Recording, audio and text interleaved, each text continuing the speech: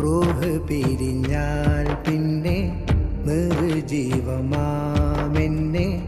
കുളിപ്പിച്ചിടും മെല്ലെ കഫന് ചെയ്യും.